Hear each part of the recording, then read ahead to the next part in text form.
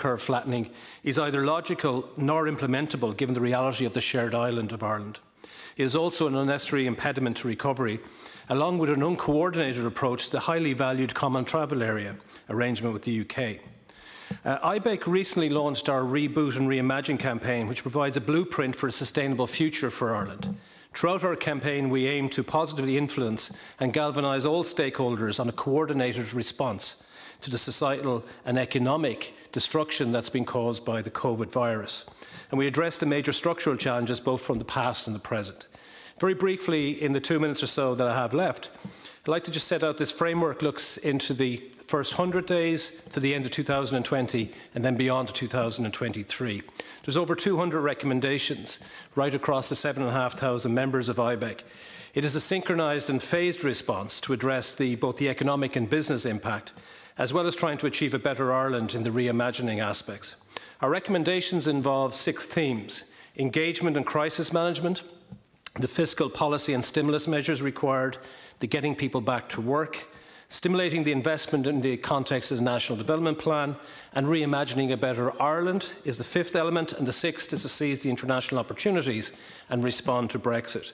Very briefly, in the minute or so left, under each of these headings, on engagement and crisis management, we need to establish a more extensive social dialogue model, one that we've been referring to in IBEC for well over a year now, because we need to be able to react to the all-island dimension, the sustainability criteria, and also the changing patterns of our business models.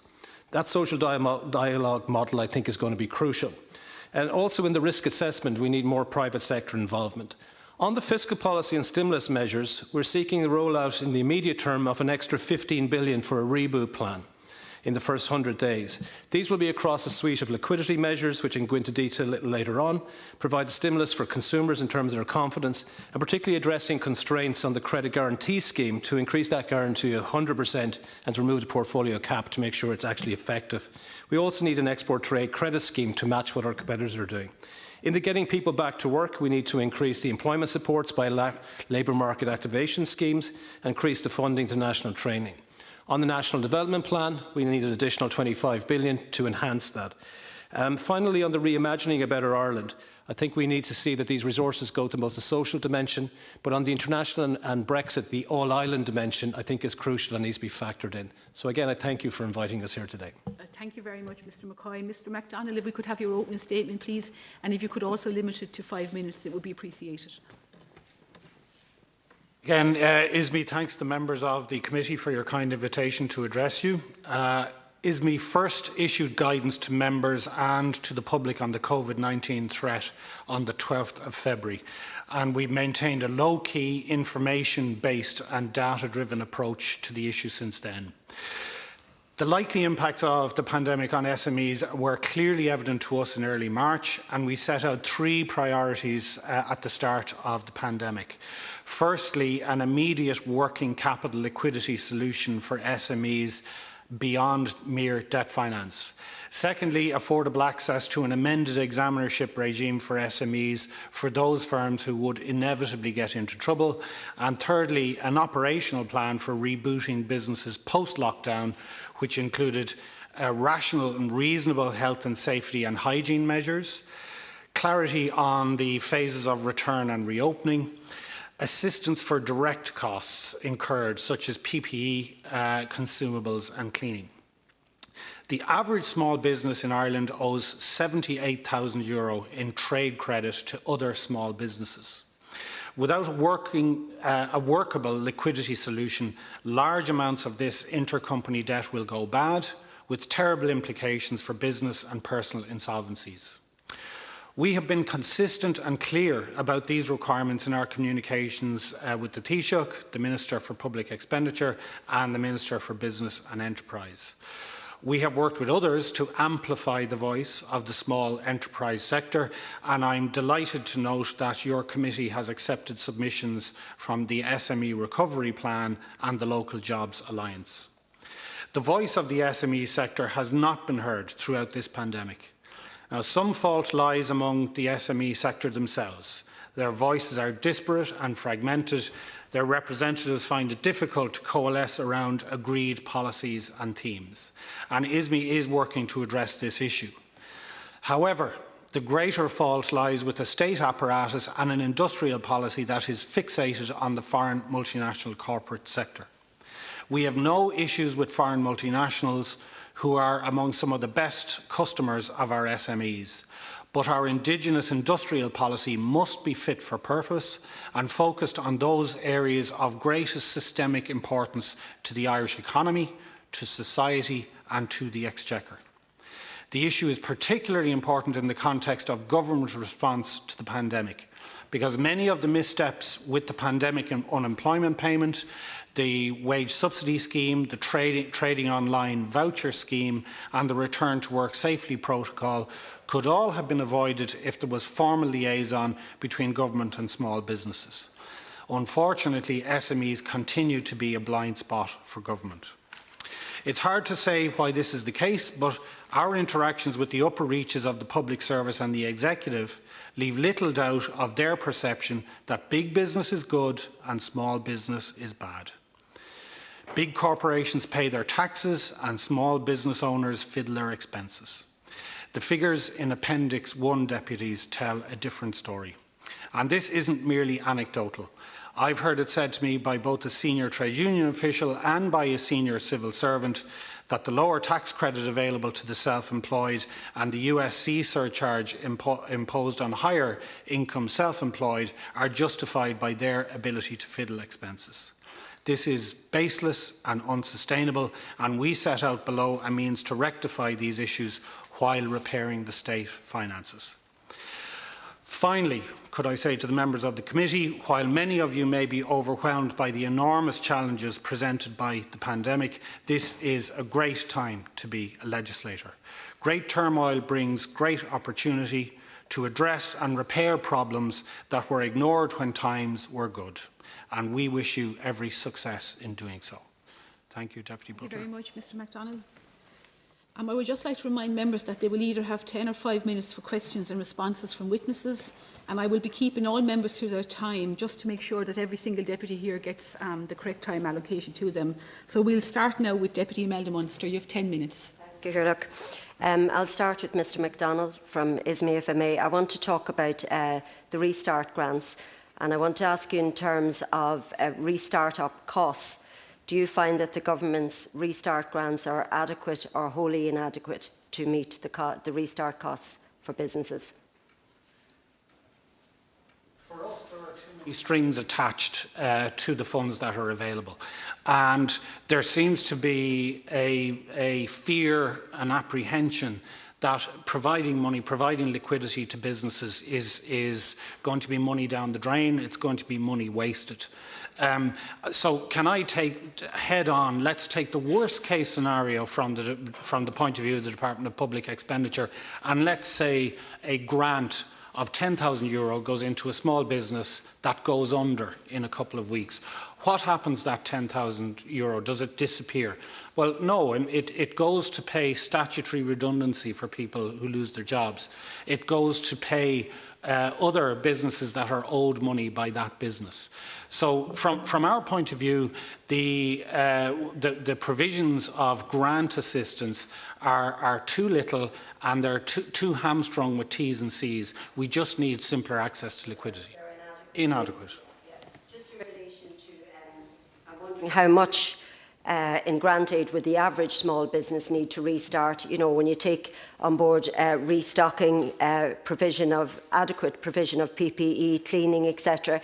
Given that Chambers Ireland have said that the average restart cost would be between 26 and 32,000, what would you estimate the average cost in comparison to what the government are allowing in the grants? I genuinely wouldn't venture a figure there, because as you can imagine, the sorts of measures that, for example, are going to be required in a hairdresser are different to those required in a restaurant, different to those in a hotel. What I will say is that there will be an additional fixed cost to opening that would not be there if we weren't in a pandemic. So if a business had shuttered for some other reason and it was now reopening, it wouldn't have all these other costs imposed on it. So it is going to be significant. But what I'd prefer to do is, rather than take the DBEI line that there's only so much we can afford to spend. The reason we annexed those revenue figures at the back of our submission is we're saying the state, the exchequer, you, the legislators, are far too dependent on this sector to let let these businesses go under for the sake of a few €1,000. So we really need to, Some businesses that's falling through the net in relation to accessing the restart grants.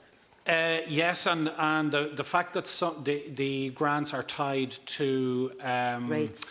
To rates, you have a lot of services, man and van services, what would typically be called blue-collar services, but nonetheless essential services in plumbing, electrics, carpentry, and those services are essential, for instance, to the building industry. They won't qualify. Access. Sorry? They can't access. They can't access it because they don't have a rate. I just want to go on and say the government has put forward various loan options and small grant aid, but if you look at the department's own figures, the take-up is extremely low, and that data would suggest that there's a real problem here in relation to that, and that the loans, particularly the loans and the grant, are not fit for purpose. Would you agree with that?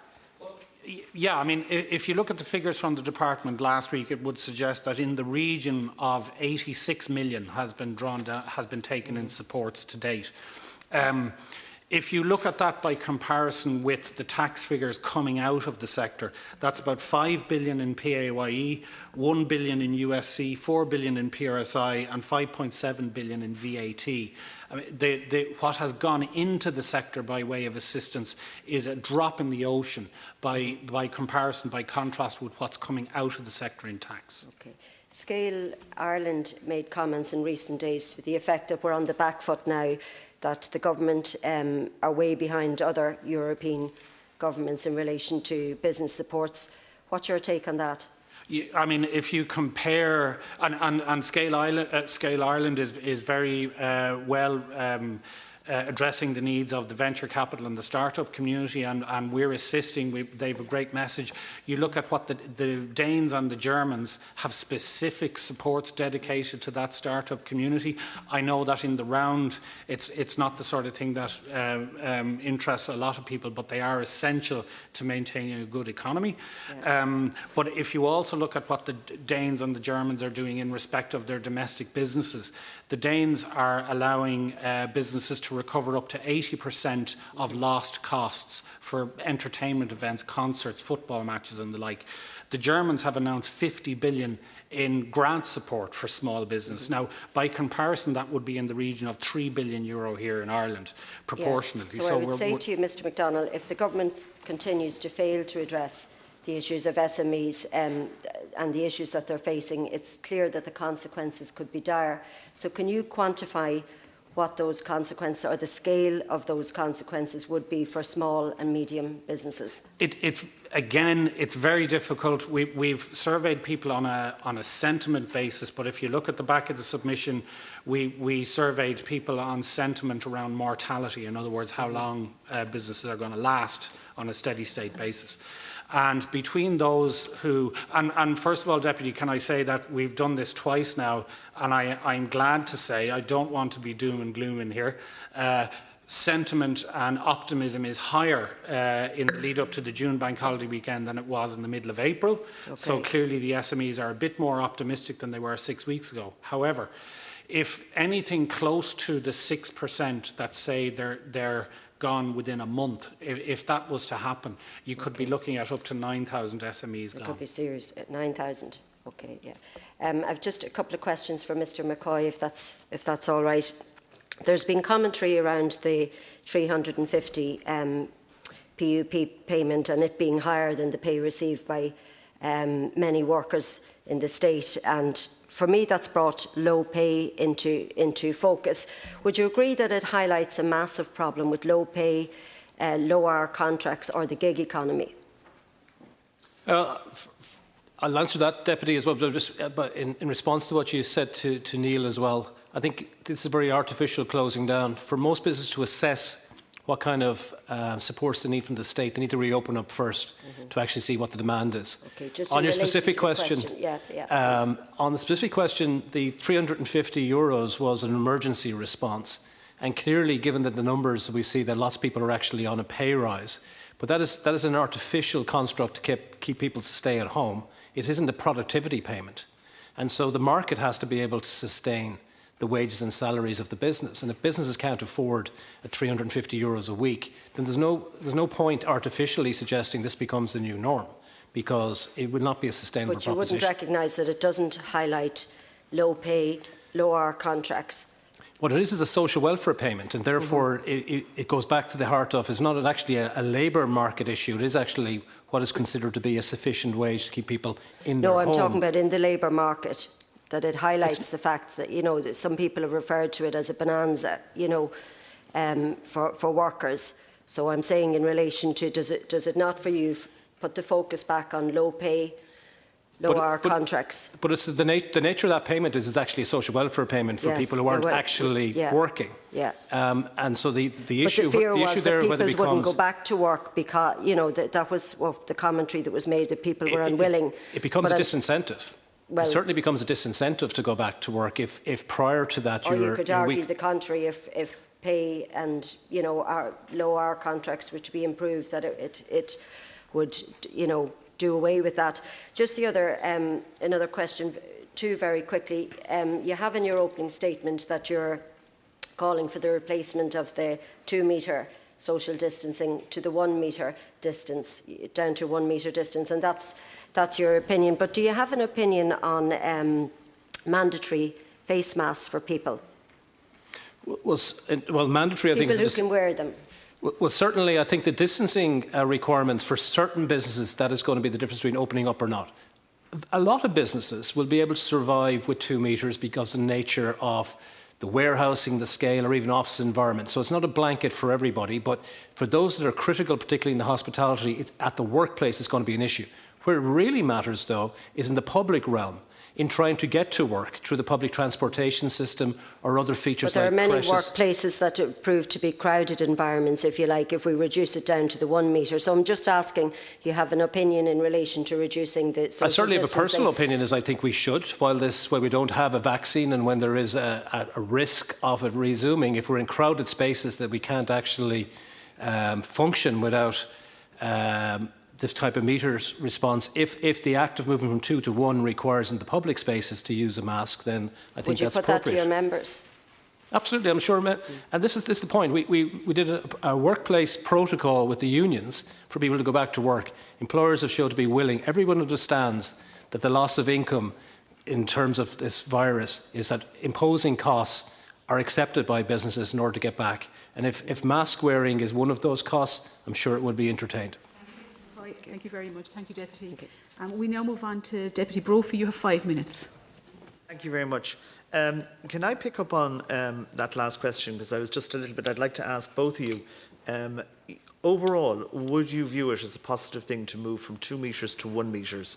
And can both of you comment in the context, I want to put on record the fact that I support that position, what you think the implications are in terms of the safety aspects of doing that for employees in firms, and is the benefit, though, outweighed by the survivability of employment? Because for a lot of industries and businesses, it seems to me that there is no survivability without that movement in the near future. So could whichever one of you would like to start first, but just to... I might take that one, Deputy, if that's okay, Chair. So first up, one aspect is the public health aspect, so certainly no expertise on the risks, the health risks that are involved. But clearly, as this committee knows, while 2 is greater than 1, it's an exponential difference. We know if you've got 2 metres squared, you can get 4 1 metre squared in that space. So it's exponential. So in other words, you're talking the difference between 2 to 1 is a factor of 4. And that can be the issue that will really make the difference for a business in terms of, you think about in terms of space, of having customers standing in spaces and so on. It's not just a double. I'm just conscious of, are you saying therefore that you think it is an essential for business in general that we move from 2 to 1 metre? Oh, absolutely, and on the public record. And can I just have, if Ismay would just say, in terms of small, particularly the smaller businesses? Yeah, well, what we find particularly unhelpful is where people want to be really black and white. So it's either 2 metres or it's 1 metre. When that, from a health and safety point of view, that doesn't make sense at all. Okay? It is perfectly deliverable from a health and safety point of view to say the following is the set of measures that should be taken at a social distance of 2 metres, and this is what should be taken at 1. And in particular, I'm thinking of it, first of all, public transport is simply going to fail to function, as Danny said, at a 2 metre social distancing, and we're going to have the streets absolutely clogged with cars. But also, if you consider a lot of the hands-on professions, and I'm considering the people that we represent in hair and beauty, physiotherapy, those areas again are there are a different set of measures that are going to have to apply. I'm going to have to stop you there because I want to ask a second question. Something which I believe is an absolute essential part of recovery, and I would like to see the support and buy-in both from the next government and from industry in particular, is what I call a National Recovery Task Force, which is an umbrella group to literally bring the country together to allow for interaction between government, between social partners, between business, between unions, between everybody coming together to focus on a recovery plan and to drive that recovery plan. I'd just like your views on that type of strategy, because I think you need a whole of country approach to take us forward on this. You need the buy-in. I don't go with a lot of the sniping and having a go and constant, attacking of one government, regardless of who's in government, or the public sector versus private sector. So I would be very interested in how willingness you think your organisations would be to participate and how important you think it is as a process to have some type of national recovery task force. Maybe if we could start with IBEC on that one. Agree with that, but I don't believe it needs to be limited to just a recovery. We've got a lot of other issues, and that's why we're very explicit on the social dialogue model here. And in the run-up to the general election, we also called for issues around the Commission on Taxation, but that Commission on Taxation needs to bring in the social welfare aspect as well. Because one of the things that COVID has brought forward is that precariousness, as described, is not just about low pay. Anybody's life can be disrupted by events like COVID or a hard Brexit, and we need all of actors, including the legislator, involved in that discussion. So if it's specifically just around the COVID recovery, we certainly engage in that, but it actually needs to be wider. We have a whole host of other things to deal with, not least sustainability and the all-island dimension. Okay. And in the future, Deputy, we're very happy to engage in that sort of dialogue, and we've suggested for a long time that the sort of exemplar that you should be looking at from that point of view is the German Mittelstand model, which shows the family and the small enterprises at the heart of German industry, rather than a peripheral part of it. So very happy to go that way. Okay, thank you. Allowing for the fact I have 10 seconds, I think I'll stop now. Thank you, Chair. Thank you very much. We now move to Deputy McGuinness. You have 10 minutes. Can I ask both of you, have you ever come together with the other national representative bodies, the likes of the vintners or the bus and coach operators, to have a common platform to present to government? Again, as a Deputy, as I said at the start, IBEC's got 36 trade associations. One of those is Drinks Ireland, which is currently engaged with the vintners on a hospitality forum and to come back in, and particularly then on the tourism side, the bus and coach operators, we certainly engage with them as well. Okay, and what about Ismay? That was the point, Deputy, I was alluding to in ours. I mean, IBEC has been far more successful in corralling a group of what we would call verticals, sector-specific representatives into certain positions. We know we have a job of work to do there. Okay. A lot of these trade associations are very jealous of their own independence and all that sort of thing, but we have a job of work to do in getting these people to talk to you. Yeah, but you have to, both organisations and indeed the others, have to put aside that jealousy, as you call it, or a sense of ownership of their members and acting in a silo in order to deal with the very real problems that now exist for all of your members and even those that are not members throughout the country. So in that regard, how often have either one of you, your groups or how often have you met with government ministers, with the Taoiseach, with senior officials in relation to all of the issues that you've put before us today? I think Neil can confirm this. We do quite a lot. We're involved in a stakeholder group with the Department of Business, for instance. No, I'm talking about in relation to this issue. In relation to COVID, again, Neil would be maybe more precise, but on at least 7 occasions in that forum that I was talking about, the stakeholder, and indeed more widely with Brexit as well, which is going to be another issue which will, I'm sure, take our time later in the year. And I would say that the department that's performing well in this area is the Department of Business and Enterprise, because the Minister has a regular scheduled forum with businesses and she talks to a lot of sectors. I would say, and that's what specifically referring to in the blind spot, that the Department of the Taoiseach and the Department of Public Expenditure don't really have, it's not visible to us that they have a real understanding of the issues and the diversity of the So I can take it then that you're well organised, you have engagement with senior officials, you have engagement with government, Taoiseach and so on, and yet when these schemes are announced, they fall far short of addressing the micro businesses right up along to the big SMEs, medium to big SMEs. Is that a failure on the side of government in terms of his understanding of your case, or is it a failure on your side in terms of the presentation of your cases on behalf of the members that you represent? For the record, as Neil says there, we've had plenty of engagement, IBEC, with the Department of the Taoiseach, the Department of Public Expenditure during this crisis, and hence the protocol on safe return to work and issues on the temporary wage subsidy scheme were done through that means as well. To the Deputy Minister earlier on, I said that some of these schemes, actually, the businesses have to reopen to determine what it is they actually need. So in some sense, it's too early to tell. But what we needed was to have the range of measures ranging from grants to loans, to equity, to deferrals. And they've been put in place. Our argument has been about the scale in which that's been delivered, which kind of goes back to the heart of what you were saying to us about getting together. It's incumbent upon the legislator to get together as well, actually, in this interregnum period and having a government, because a lot of things we're told is it can't be done because it's run out of legislative power. Yeah, but surely, Mr McCoy, you know, your statement about you have to open to understand what you need, well, I don't accept that. I mean, the bus operators, the coach operators, they will tell us exactly what they need in terms of specific supports for their sector. If you go to the vintners and the VFI, they'll tell you exactly what they need. Chambers of Commerce, for example. Carlow Chamber of Commerce has been in touch with me, as has many other chambers throughout the country. They know what they need. And they tell me, sorry, just one second. They tell me that the trading online voucher scheme could do better. They tell me that the new Restart grant scheme could do a hell of a lot better. And they talk about the poor information that exists around the rate holiday or rate exemption. And so on. So, looking into opening a business, I need to restructure my debt after the financial crisis and to deal with this current crisis.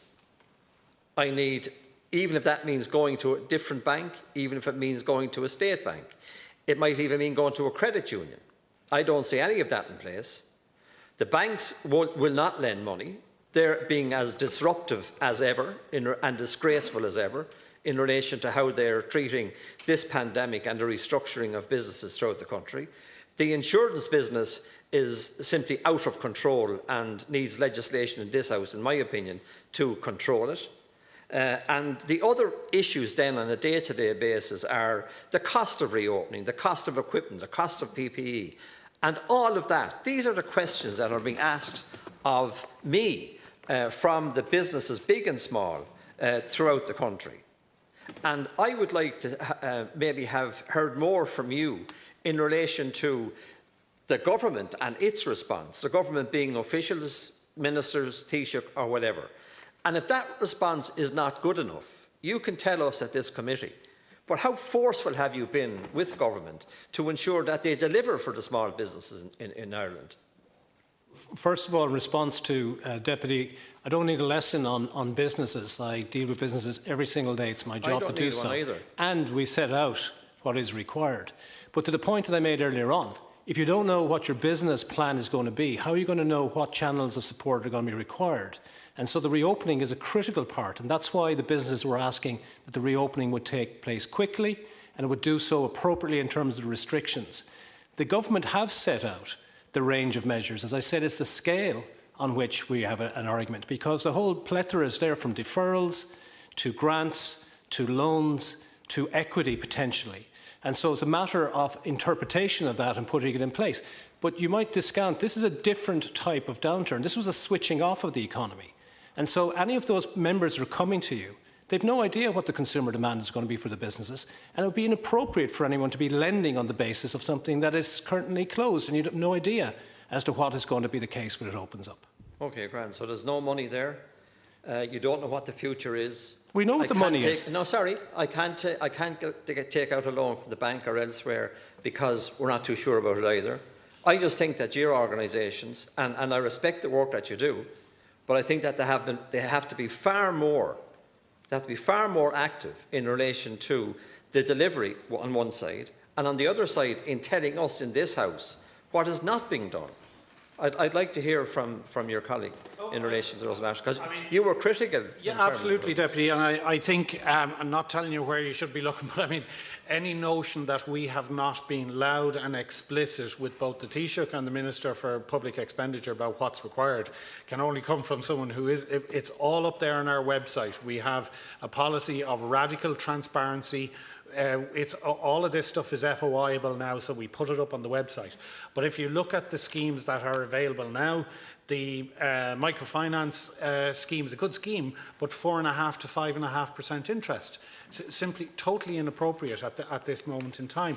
Working capital scheme for innovative and internationally traded businesses. That's not appropriate for SMEs. Future growth loan scheme. That's really directed at mid-caps. Sustaining enterprise fund, mid-caps. There's this sustaining enterprise for SMEs. That's just a 50 million fund at 4%. Again, directed at internationally trading SMEs. It's not attracting attention. Restart grants, 2 to 10 grand based on rates last year. So many businesses don't qualify for that. Trading online, that's conditional. Those fundings ran out last week, and the Minister is having to find new funding for it. Well, Mr. Madden, can I just cut across there, because I only have 52 seconds left. I'm delighted to hear you say all of that, because I presume that you will be contesting all of these schemes with government, and so will I. My I suppose point is that you have to get to the crux of the problem, which is, for example, with retailers carrying €1 million worth of seasonal stock. How do they now get rid of that seasonal stock and prepare themselves for the next season or for Christmas? So I just feel that there isn't enough being done. And what you have said, Mr. MacDonald, is that what is being done does not fit easily. The SMEs do not, particularly the micro business, do not fit easily into those schemes. And when it's analysed, there's little or nothing there for them. And that's the point I'm making. And for you, Mr. McCoy, I have 6 different businesses, and I'm trying to get them all opened. And I won't wait until tomorrow. I have to plan for when they open. I can't wait until they open.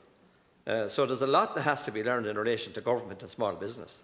And I'd like to see both of your organisations and more doing a hell of a lot more for all of the small businesses that are out there. We're now going to move on. So we have Deputy Matthews. You have 5 minutes.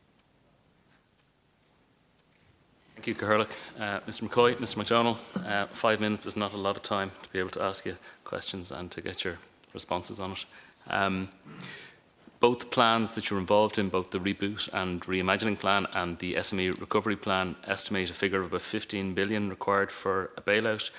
How confident are you on the accuracy of that figure, and is that your own estimates, or have you engaged with Finance and Revenue to try and come up with that figure? Mr.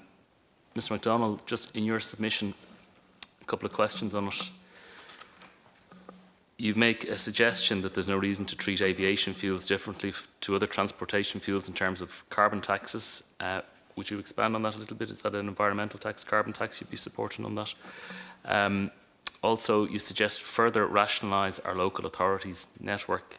If you could expand on what you mean by that as well, please. And also, you suggest to cut any charity funding not linked to essential service provision. If you could expand on that and what charities you might be referring to in that.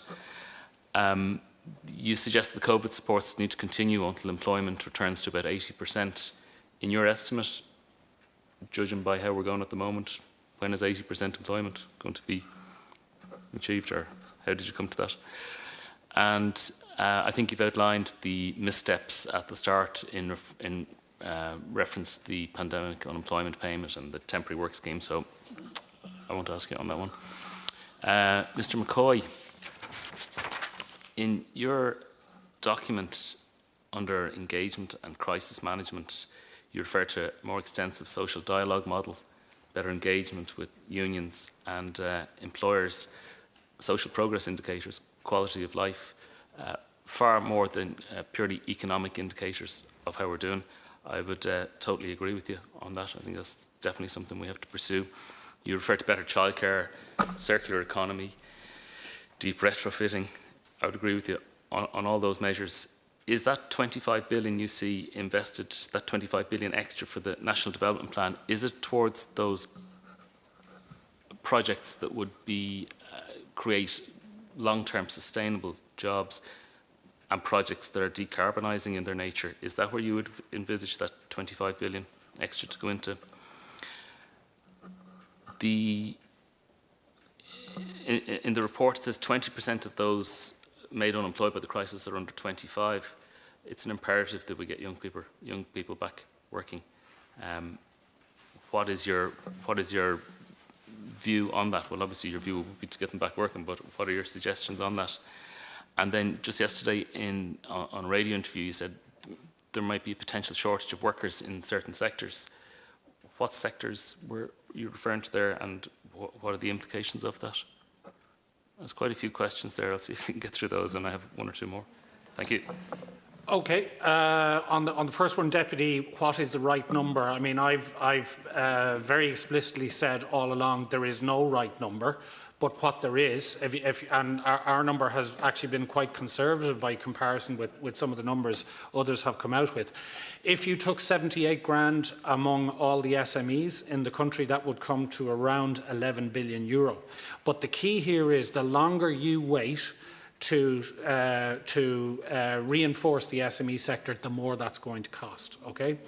The comment which we did include about aviation fuel is, it strikes me as quite absurd that when I get on the bus, my pass includes a contribution to carbon tax going to work, but when I go on holidays, my plane ticket does not include a contribution to carbon tax. So, and that is a really significant area of expenditure that could raise an awful lot of money relatively painlessly. So it should at least be in scope. The charities, we deliberately hot-linked, it's not really just charities, this is the NGO sector, and what we see is the state outsourcing responsibility for a lot of things that you could regard as core activities to the NGO sector. The IPA report that we linked referred to 247 of them, so what we're suggesting is you could consolidate those so you're not paying boards hither, tither and yon to do the same thing. The local authorities, that obviously was a big issue 2 elections ago. The point we're trying to make here is we have a population of 4.9 million. It's equivalent to that of Greater Manchester. Is there no way we could consolidate that a little bit more? We're not saying we eliminate all of them. The issue around employment, again, this is an area, what we're trying to say is it's your choice how long you continue these schemes, but we're going to have a wave of unemployment hit us if we don't have those supports continue for some time. Thank you, Mr. MacDonald. Chair, we're out of time, but I'd welcome the opportunity to put those questions to Mr. So we now move get a on written to response. Deputy Nash. You have 5 minutes. Thank you very much, Chair. You're both very welcome indeed. The first couple of questions I have are for Mr. MacDonald, and I want to start my contribution with a couple of observations. I absolutely agree with you that we have, as a state, for decades now, had an absolute fixation with multinational corporations and foreign direct investment, to the detriment, in my view, of the indigenous sector, the SME sector. It may be a conversation for another day, but I absolutely agree, and I've been banging this drum for some time, that we need to reorientate our focus in terms of national industrial policy, anticipating some very significant changes that will be coming down the line in relation to the global competitive environment that we expect to see when changes are made to corporation tax regimes both in Europe, which I think is inevitable, and indeed elsewhere. So I think that's something that we need to grapple with. We're not good in this country at, I think, separating out either the small scale from the medium, the micro from the medium, and there's a whole spectrum here. I think we need to segment that and focus our supports and our policy in that sort of direction and separate that out. We do absolutely need to get our SME house in order, and we're very poor, I think, at scaling up high potential startups in this country and making them more export orientated, notwithstanding the very good work that Enterprise Ireland and others do. I mean, take up of the liquidity schemes that were announced by government, I think the levels speak for themselves.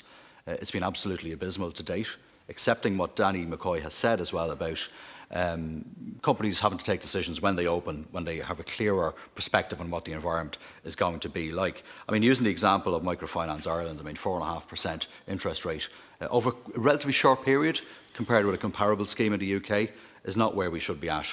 And I'm a big supporter of what Microfinance Ireland do and the principles involved in Microfinance Ireland, but I think certainly there needs to be a significant change there. Can I ask you, what's the one single transformational thing that you believe could be done to get liquidity to businesses when they need them, where they need them, and soon?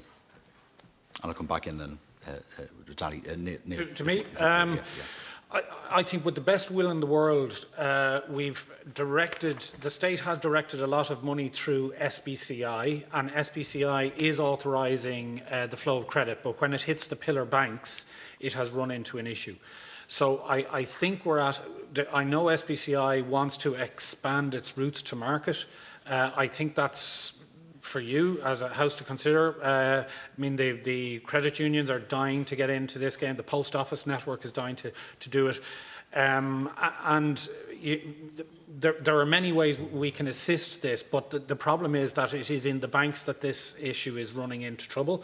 But the banks, and I don't represent banks, but I know that you've had representations from BPFI that they have reservations about the manner in which portfolio risk and all that has been managed as well. So at every hand's turn, there are blockages been put in the flow of finance to small business. Dealing with the SBCI products through the Pillar Bank, and there's a reluctance to engage in these very onerous schemes and difficulty accessing them in the first place. So thank you for your response in that regard. I mean, one thing that could be done, for example, is, I think is what, Danny, you may have, Mr McCoy, recommended yourself, is go to a 100% credit guarantee scheme, because there are obstacles and barriers there in the way for people in terms of confidence of engaging with those particular schemes. If I can ask you, Mr McCoy, just a couple of questions.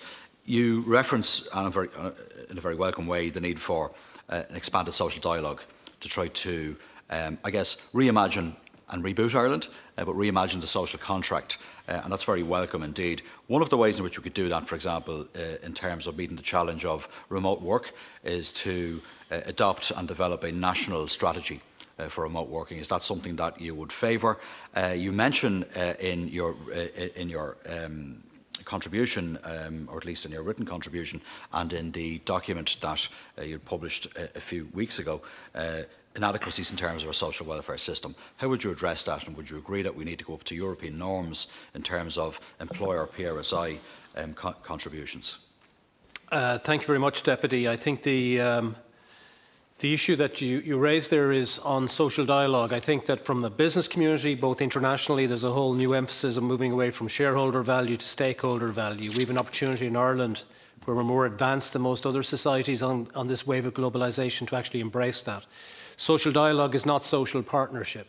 Social partnership was a centralised wage bargain and industrial disputes. Social dialogue will actually, as you rightly say, be about the social services that are provided, because precariousness that I talked about earlier on is now experienced by people both on all income levels, can see that there are crises where you need an income protection model. And I think the temporary wage subsidy scheme was made up on the hoof, should have been in place for a crisis like a hard Brexit, but we have it now.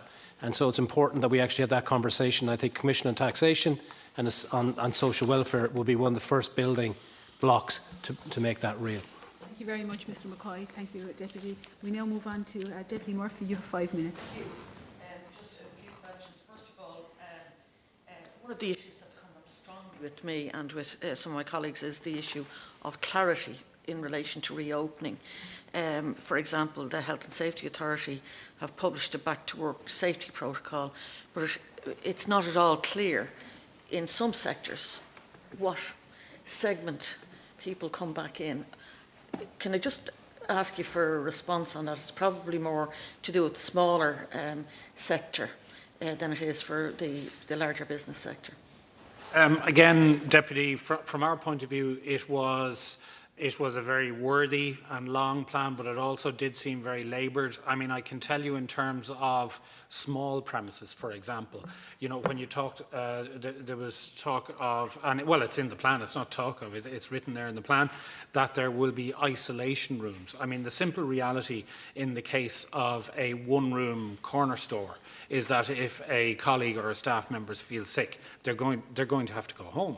It's that simple. I mean, we're sharing advice to businesses on how they comply with this plan, but it clearly wasn't derived with really small businesses. Can something be done in relation to greater clarity now, or is it too late?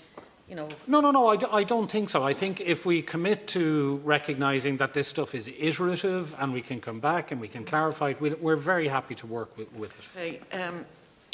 I mean, the other thing that I think most of us are hearing are the small to medium sector, particularly, don't want to take on more debt, and it's, you know, the rate of interest is not coming up as much as the accumulation of debt, and that's coming across very strongly as a real risk that people don't feel that they can take, and I'm assuming that that's what you're hearing as well.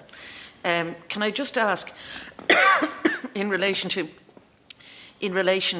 and I would share some of the views in relation to our approach and our industrial policy requiring to change, and in fact it would be prudent for us to do that quite quickly. The whole idea of a social dialogue, I think, is something that absolutely has to happen. The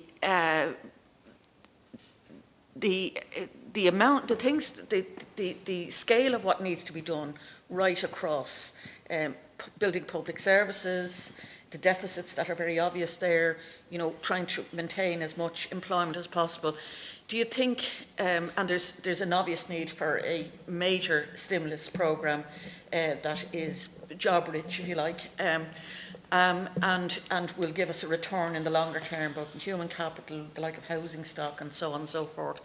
Do you think that's compatible with a deficit reduction approach in terms of the overall economy? And what timeline would you think are we looking at in terms of coming out some way on the other side of that, assuming an 18-month timeline for a vaccine? Thanks, Deputy. I'll take that one. First of all, on your initial point about the protocol about safe return to work, that's national protocol, but you can enhance on that at a sectoral level, and I think we need to move to that now, to echo Neil's point, that we need to take account of the specific environments which people are operating. On your latter point about the deficit reduction being compatible, I think we need to take some confidence that we had a really successful economy up to the interruption this year in terms of being generative of resources, and we even saw that in the exchequer returns only in the last week.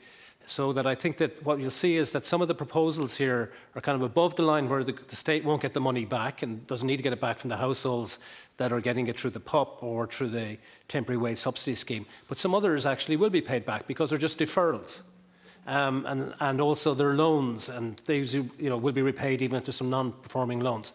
So that while the scale looks rather big in terms of percentage deficits, the reality is there'll be much less deficits as a result of COVID than the headline suggests. And I think once we get back into that business model, we've proved that it's incredibly generative of jobs and of cash. And so the quicker we get back to being able to socially distance appropriately and take account of the virus and live with it, I think that we will generate the resources to not have that deficit problem and get job filled again. The problem here is that if we suppress everything, including consumer confidence, it'll be a lot longer before we be able to tackle the deficit and those other crises. Thank you very much, Deputy.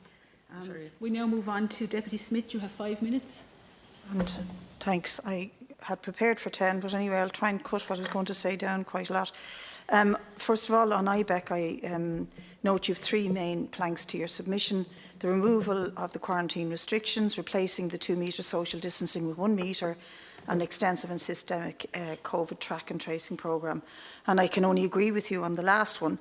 But I want to compare your approach with a letter in the Irish Times today from over 1,000 scientists who say, by continuing the public health measures, including the use of masks, fast and active contact testing and tracing, and sensible restrictions on travel, can we begin to suppress the virus with the ambitious aim of suppressing it in total. And I think there's a comparison between both your submissions and what the scientists are actually saying to us, because it seems to me that both of you think that we've got to hurry up as soon as possible, get back to normal, because the choices in your narrative are either we have a deep, deep recession and economic shutdown, or we don't crush the virus. And I think we need to be very, very careful in the message that we're sending out here. And I'd like to ask you about, do you have any further contribution to make on public health? I also don't see in either of your submissions the obligations or duties of your members to their employees. Everybody in this chamber were inundated with phone calls and emails from workers right through this pandemic about breaches of their rights by their employers. Those who were forced to stay in work or had to stay in work, they had their rights and their conditions breached. Forced holidays, unilateral pay cuts, changes in work practices, many thousands of workers let go in the middle of the pandemic, and in many cases no access to trade union recognition. So we have hundreds of employees of your members pushed into dangerous practices, unfair practices, and yet nowhere is this mentioned in your submission. And then we have the poor regulatory performance of the Health and Safety Authority, who were really nowhere to be seen when these complaints were lodged. I also note that you both bitterly complain about the pandemic unemployment payment and about cases of low-paid workers doing better out of it, but you failed to address the question of the wage subsidy scheme and how firms that were posting profits of over £1 billion over the last few years have been accessing state money and yet using that wage subsidy scheme to make sure their own profits remained in hands. But ironically, I would note that the PUP will be spent in the local shops and the local small businesses that ISME here claim to represent sooner than the employers will be spending their largesse. I do want to agree with you on the need to reimagine Ireland from this pandemic, but we need to reimagine in Ireland with decent public services, with a one-tier health system that's properly resourced, and not in Ireland that's a floating tax haven, but one with proper regulations for businesses. So I'd just like to ask you both how you feel we can recover from this pandemic by rushing back to economic activity and yet risking public health, and also to comment on your obsession with public sector pay and public sector pensions. I mean, these are the old straw men that you for years have gone after in the last 2 recessions, but isn't the problem really that private sector pay and pensions are so poor because private sector employers demand that these public sector or private pensions are gambled on the stock exchange, and they risk their pensions by playing foolish games. And so if you could just comment on those few points, that we need to improve the lot of the private sector rather than driving down the conditions, pay and pensions of the public sector.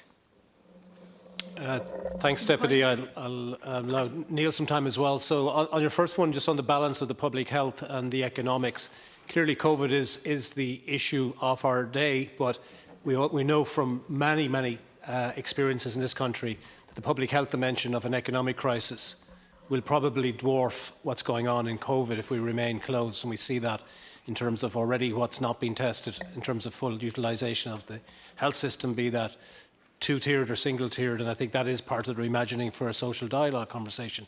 But on the issue that you talk about in terms of employers and the responsibilities, the vast majority of employers, like the vast majority of employees, have been in the national effort and the unity on this and have been together. There are exceptions on every front, and I think they come forward more for highlighting, but I think that's been a national effort between all. And when you say that there's a difference between the temporary wage subsidy scheme and the payment, pandemic unemployment payment, it's the same issue.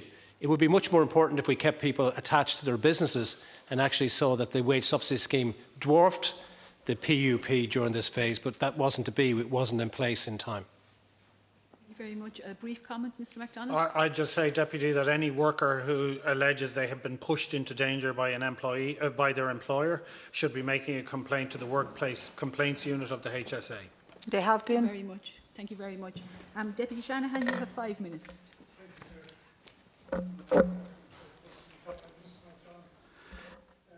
If I give you a couple of questions, gentlemen, and maybe you just allow me to ask two more after this. Yeah. Just in relation to the area of liquidity first, I note the EU average liquidity support is 15% of GDP, and I understand the Irish Government is signalling 12 billion of liquidity support, but if we take out the PUP deduction from that, it leaves approximately 7.5 billion, so about 2.9%, I think we're saying, of GNI. Firstly, would you like to make any comment on that? The other thing I note, a couple of issues in terms of examinership light, and I understand this is under review by the Company Law Reform Group, but I'm wondering what progress is being made in this area and what level of support are you getting from government, from the Law Society and from various departments involved, if you'd like to comment on that. And on that vein also, in terms of business costs, I'm a business owner. I've run both large and small business, but insurance is a significant issue particularly for the SME community. And again, we're going through the process of looking at insurance reform through the Alliance for Insurance Reform. But I think one of the calls is for a cabinet subcommittee there led by the Taoiseach for reform on that. I would support that if you'd like to make a comment to those, please. Mr McCoy, if you want to start. Maybe I would take the first part. So the scale at which you say the comparison with other countries, I think in fairness to Ireland, our reaction has been to get liquidity quickly to people. That's been done through the pandemic payment and the temporary wage subsidy scheme. So that's a direct through the employer into the household. And I think that was important to keep the stay-at-home message. The scale at which is going to be comparable to other countries is very often in those other countries, it's loans that are the main part. And again, this goes to the heart of the reaction not to take on extra debt or to know exactly how much debt you can take on given what way your business is going to be. Other societies, the jurisdiction beside us, the UK being a classic example, the capacity to get the liquidity to the employers to give to their employees was incredibly slow. Here it was remarkably quick.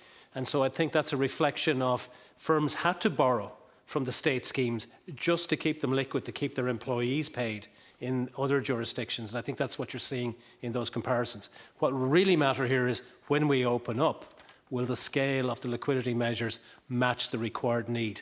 And that's my heart of my point earlier on. We need to see the opening up to see what damage has been caused this last quarter. Just examinership light, if you please, and insurance. If you have any comments to make on those, Neil, maybe. If I take those on as it's an ISME proposal, my predecessor, it's funny when you're looking at these recessions, my predecessor, Mark Fielding, was out 8 years ago looking for this in the last recession, and it went nowhere. And now here we are again, massive business challenge. What we need, the cost of examinership here, we have a great regime. It's a really good, internationally admired regime, but it's so expensive that only about 2,000 or 3,000 businesses out of 270,000 can afford it. So we need to make that much simpler and cheaper to access. The amendments that the Company Law Review Group are looking at right now are to try and make the how you do examinership during pandemic. We're trying to straighten some of those out now, but I'm glad to say that there's a medium term and 2 to 3 month process in getting examinership light. So maybe if you ask me again in October or November. Insurance. Insurance is an issue that simply hasn't gone away. And when normal business returns here, this is going to be back top of the agenda for small businesses. And we need work from this House on the Book of Quantum, duty of care, defamation and perjury. Thanks. And just two other things. I spoke to a very large builder yesterday who told me that mortgage applications are being reviewed by banks now based on employers accessing the wage subsidy scheme. You might have a comment to that. And one other thing then, in terms of the SME platform for wage bargaining, I think that comes in under the left, but although you don't have participation there, is that something you'd like to make a comment to also? Thanks.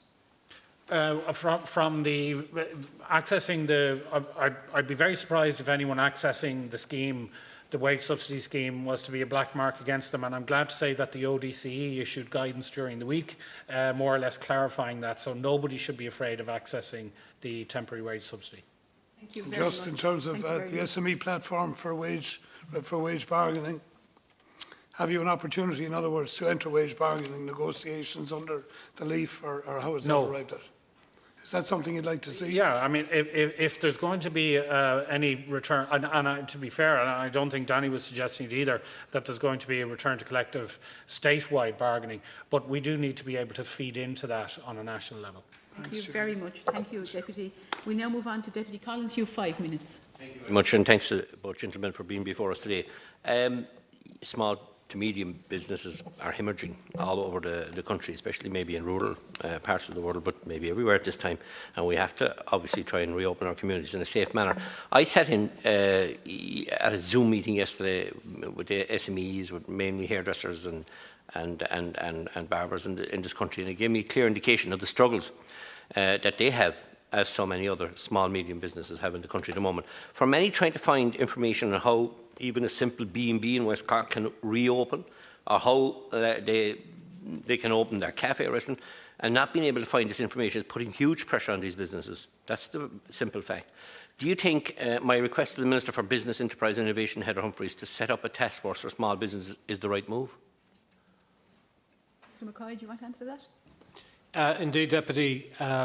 Earlier on, as I said, that I think there's quite a number of fora in which to do it. Perhaps a small business forum would be helpful in that regard, but it needn't be exclusive. But to the point of what you're saying is that this goes to the heart of one of our asks. We need clarity on the 2 metre, 1 metre rule. Even if it's not to be applied now, we need to know it's coming. And in fact, it will be coming. We know it's going to be coming.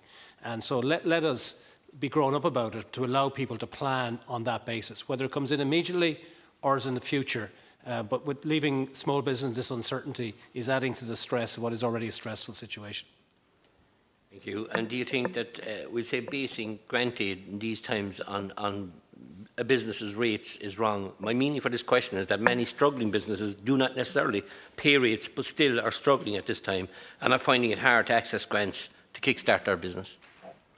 Again, Deputy, as we said earlier on, the rates-based was a mechanism by which to identify a way of getting grants to people, but there are many businesses that aren't actually rateable, and so they too will need to have some support. So we need to find more innovative ways of dealing with what might be called more mobile employment situations.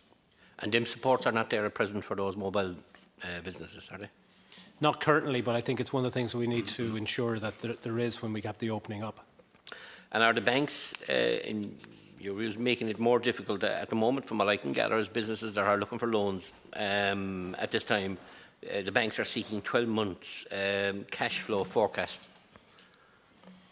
Again to the heart, one of the features we talked about risk and we talked about insurance earlier on, we need to assess, everybody needs to assess what's the risk base, including the state. That the resources are actually going to go to viable businesses for viability. We need to see a business plan in order to have a realistic business plan. You need to see what the demand is in order to see what the demand is. You need to reopen up. It all is critically involved in reopening up and the issues we talked about in our submission today. And the banks, Deputy, are still been asked to bear an element of risk on this. So in the current circumstances, that's very difficult. I appreciate there's a fear at government level of throwing good money after bad. But if you look at the Danish system, which is to give grant aid to businesses based on the remarks from the business's auditor. And also the reason we have gone down with the SME recovery plan, a grant system based on the revenue here is that so there is state control that people are not abusing funding. So we think there are good models for you to look at. Yes, and we've been calling for a 0% VAT rate in tourism and the hospitality sector. Do you think that would kickstart small businesses in that sector? Two things about the call for zero VAT. Firstly, VAT is a competency in the EU, and so if it's not rateable today, it will require the EU, not just here, to make that decision. And also, I would contend that what we're observing at the moment is unlikely to be demand suppression, because what we know from Irish households had 110 billion euros in deposits in the banking system, and we've seen during this last phase that Irish households have experienced a 3 billion increase during the pandemic. So it's unlikely that it's demand stimulation that's going to be required. They'll require confidence to go back out there in the health dimension. So a zero-rate VAT, while it is attractive, I think a lower rate, because at least the state then is getting some money in return for when the activity comes. Zero-rate VAT in of itself on that particular line item will raise no revenue. Okay. Thank you very much, Deputy Collins. Thank you very much, both of you, for your answers. We now move to Deputy McNamara. You have 5 minutes. Thank you. Chair, for me, one of the most worrying aspects of the restrictions, at least most worrying economic or financial aspects of it, was the extent to which all economic activity was driven into the hands of multinationals. I mean, many of whom are obviously headquartered outside of Ireland and pay their taxes outside of Ireland. Farmers' markets, for example, were inexplicably shut down, even though, and then people had to go into supermarkets, all of which are indoor, in order to buy food, even though we know that all the scientific evidence is that the risk of congregations indoors is far greater than congregations outdoors. Likewise, drink suppliers, we hear anecdotally that there was a big increase in the sale of alcohol, but it was primarily the big companies who were in a position to benefit from that rather than small microbreweries, etc. I mean, my question is, how long do you think that the customer practices which have developed, not going to a local shop which was closed and going to the big multinationals, the big Tesco's, Lidl's, Aldi's, who benefited hugely out of this, but all of whom pay their corporation taxes and their taxes outside of Ireland. How long do you think those customer practices will take to reverse and change?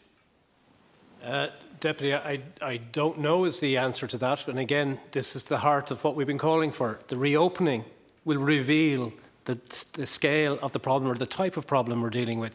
So, for instance, even in the case of the alcohol consumption you talked about, when you look at the manufacturing production levels on that, we can see alcohol sales and alcohol consumption in Ireland has actually been down during the pandemic.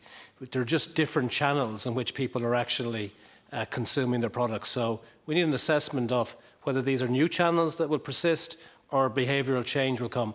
But without reopening, we're in a completely artificial test period. So I don't know is the answer. Were you concerned at any time by the lack of clarity? For example, I mean, like garden centres were, at least on my reading of the initial restrictions brought in, I think on the 7th of April, were allowed to open. There was a big debate as to whether they were or whether they weren't, but it seemed to me that the government waited until almost they got an imprimatur from Woodies and then announced, oh, it's great, you can go to a garden centre now, whereas most of the small family-owned garden centres were open in Clare, where I live and which I represent, were open. Like, were you concerned with that lack of precision in some of the restrictions? I think we'd all like certainty, we'd all like precision, but actually there's a reality. The complexity of our business models is we don't know who is actually interconnected to who. For instance, in terms of a fabric company, whether they were essential or not may be observable to the neighbours say they weren't essential, but actually if they're part of a global hub and a supplier to both Boeing and Airbus in that particular case, they remained a part of a global hub, an essential service, and so should be opening. And so it's very difficult for the state to intervene and say that can't happen because you're just taking away one of the kind of building blocks of a necessity. And so it's been very difficult, but in the main, I think the state has got it right. Where the main difficulty comes is in the public realm, in terms of the instructions about how are you going to use the public space, public transportation or creches or schools. And I think that's where society wants more direction from government or from legislators, rather than at the workplace. I wonder if the representative from ISNI has anything to add, particularly on the perhaps unintentional driving of economic activity towards the large multinationals. Yeah, what we see is the issue there is we don't see that it is sensible to do these blanket prohibitions. Rather, it's more sensible to say to a business, if you follow precautions A, B and C, then this is what you may do and what you may not do.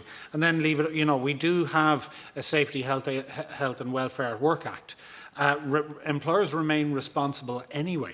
The fact that we're in the middle of a pandemic is merely an additional level of risk, but rather than issue these blanket fatwas, if we just said, if you take the following precautions, you can do X, and if you take increased precautions, you can do Y, and let business look after it themselves. Thank you. Thank you very much, Deputy McNamara. Now we move on to Deputy Cullinan. 5 minutes. 5 minutes. Thank you. Doherty has either 5 minutes, and welcome to both of our witnesses, and can I wish you all well in the time ahead. I'm sure everybody else has. It's been a tough time for everybody, including businesses, whether they're big and small, and I want to wish everybody well in the time ahead. Mr MacDonald, can I start with you first in relation to your opening statement, because it got, I would imagine, some understandable media attention and focus because of some references you made in it, which I just want to get some further clarification on. But one of the main points you seem to make on page 1 is that when you look at the policy responses that were put in place to support business, a lot of them were aimed at multinationals and bigger businesses, and that there was no formal liaison, or what I would take, a lack of engagement with ISME on these issues. And I know other people may have asked these questions, but when you say no formal liaison, what contact was there between the department and your organisation, and government and your organisation, in relation to all of these policy responses?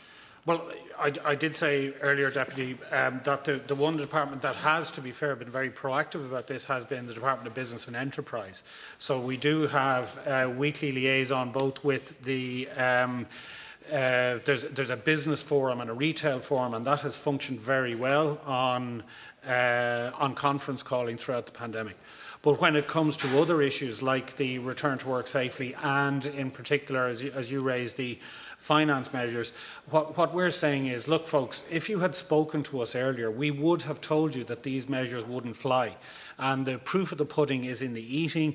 The fact that the Covid-19 business supports tracker from the Department of Business shows that 86 million, which sounds a lot of money, but by comparison with what the state is extracting from the SME sector, 86 million is a drop. Okay, and if I can just follow on from that, because you then go on to say that based on your interactions, so I'm assuming that there was a level of contact, so you say based on your interactions with the upper reaches of our public service and executive, it left little doubt of their perception that big business is good, small business is bad. What departments or who specifically were you talking about? It has, I regret to say, Deputy, it's been one-way traffic. We had but when you're talking about the upper echelons of the public service, who specifically? The Department of the Taoiseach and the Department of Public and Enterprise, Public Expenditure and Reform, and unfortunately there hasn't been a two-way with those departments. So what we're saying is this is by way of observation rather than critique. But what we're saying to these departments is, folks, it's very difficult for you to get it right unless you're listening to us. Now, I am glad to say that last week the Department of the Taoiseach brought us in for some conversations about how we're going to go on the way ahead. But the issue for us is there isn't a standing forum where a regular forum where we get to come in and raise these difficulties. And I'm not arguing whether or not your analysis is right or wrong, but I think it's important when you point out that the Department of Taoiseach, the Department of Public Expenditure and Reform, were, I suppose, at the heart of the remarks that you made when you said that in the upper reaches of our public service there's a perception that big business is good, small business is bad. But it was more than the perception. You went on to say that, and it was just a line, and maybe you can just explain what you meant by that. Big corporations pay their taxes while small business owners fiddle their expenses. Are you saying that's your perception of what the Department of the Taoiseach and the Department of Public Expenditure and Reform have of small businesses? That has been said, those remarks have been said to me by senior trade unionists and senior individuals in the Department of Finance. So senior trade union officials in the Department of Finance have said to you that their perception is that small business owners fiddle their expenses? Yes. Senior officials? Yes. At the highest level? Not the highest level. Come down a bit. Well, I think that would be extraordinary if that was the case for senior officials in the Department of Finance to make that statement, whether it's in public or private. Well, Deputy, if you look at our pre-budget submissions over the years, we have said, please justify how you can maintain a difference between the earned income credit and the PAYE credit. And there's no justification coming out. But there are lots, the vast majority of small businesses, and you represent them, are decent people. Absolutely. They create jobs, they employ people. So if we have senior officials in the Department of Finance who are making claims, as you said, and said it directly to you, that small business owners fiddle their expenses, I have a difficulty with that. I have a big difficulty with that, and I think that that needs to be explored a bit more. Well, obviously, we're not going to talk about it anymore. Because obviously we cannot name or make But nobody named anybody. Nobody named anybody. We're entitled to name the roles here. If it's a senior official, I haven't asked for a name. No, you haven't. But I'm just giving the No, I accept that. But it's a very, very serious charge that was made, and I take it very, very serious, because I think we should be supporting all business, especially small and medium-sized businesses. And I'm disheartened to find that if that was the case, if that was said to an organisation, I think that's fundamentally wrong. Okay, thank you very much, Deputy. We're now going to move on to Deputy Karen McNeill. You have 5 minutes, is it? Just to pick up on what Deputy Cullinan says in relation to that comment, I too find it to be an extraordinary comment, and I just want to put on the record in the first instance, I have such huge respect for small business. I come from a small business family myself. It's incredibly difficult, incredibly hard-working, and the risk and endeavour that small business and entrepreneurs have to go through, not just now, but all the time, in setting up, getting cash in, paying employees, and doing that month after month after month, it's incredibly difficult, and I have huge respect for the sector. But I do have a number of questions about this submission, and I have to draw attention to that comment that you've made, both the small business bad, big business good, and the comment in relation to small business owners fiddle their expenses, made to you by a senior trade union official as well as a senior civil servant. And I just find that to be an extraordinary statement to make to the committee. And do you want to give anything else in background to that? It is an exceptional statement to make. Deputy, let me tell you that this has been a matter of lobbying by ISME for years, and you can read it in our pre-budgets, are all up on our website, and we have asked officials, can you please justify why this difference I don't exists? disagree about the substantive policy issue at all, and indeed have talked to a range of business owners and self-employed people about the policy issue in great depth, and I have no disagreement with you in relation to that and would be a very strong supporter. It's just the nature of the comment is so unusual, I have to draw my attention to it. Could I just ask you as well, please, if you don't mind, you say as well that the policy, industrial policy is fixated on the foreign FMC sector, but, I have been working with small business, and I went around to the businesses in my constituency yesterday who reopened to say, hey, great to see you back, and is there any more information that you need? And I went through the list of the supports available. To me, it seems that all of these supports are dedicated at Irish companies, small and medium-sized Irish companies, and I don't see anything that's, targeting it. And I just wonder, is it a fair statement to make? Because what I'm seeing is support for local and Irish business. No, Deputy, I appreciate where you're coming from, but if you get into the detail of what is required to apply for a lot of those funds, they are, and some of them are explicitly, you go into gov.ie and look at the COVID supports, and you will see export-oriented businesses. You will see that they're pitched at mid-caps.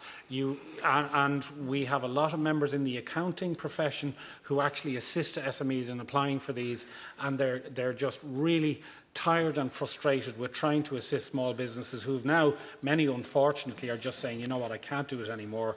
I'm just going to close up shop. Okay, but I mean, when I was going around yesterday, just by way of example, to small retail shops, I met one lady who said, I'm not eligible for the Restart grant because I haven't had more than a 25% decrease in my business, and that's because of online sales.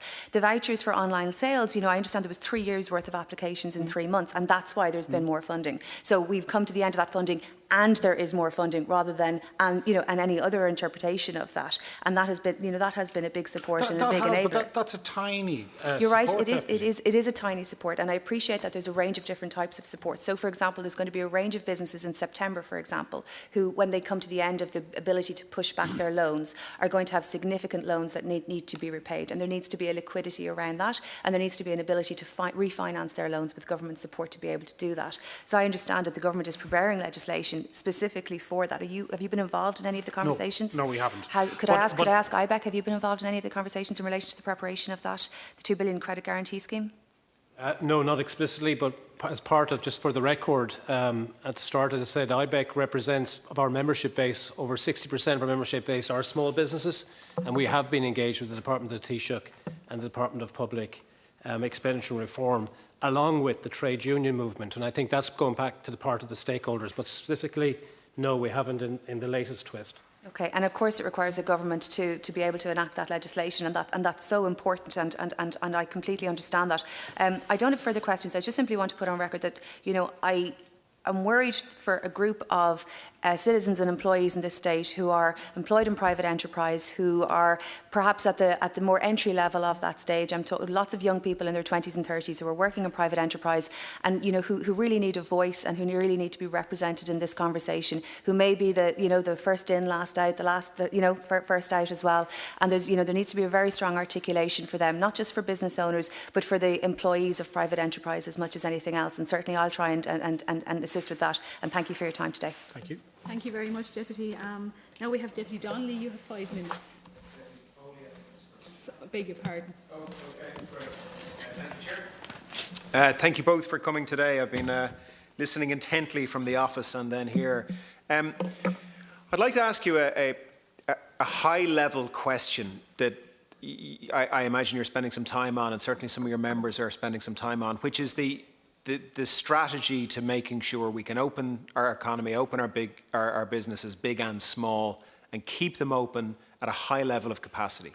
So you're both probably familiar with an open letter that was written by 1,000 of Ireland's scientists yesterday to government, essentially making the following point. In their view, the speed at which we are reopening, coupled with what they believe are insufficient containment measures, mean that there is a very real risk of a large second wave in our country, and one of the implications of that second wave would be businesses having to shut down all over again.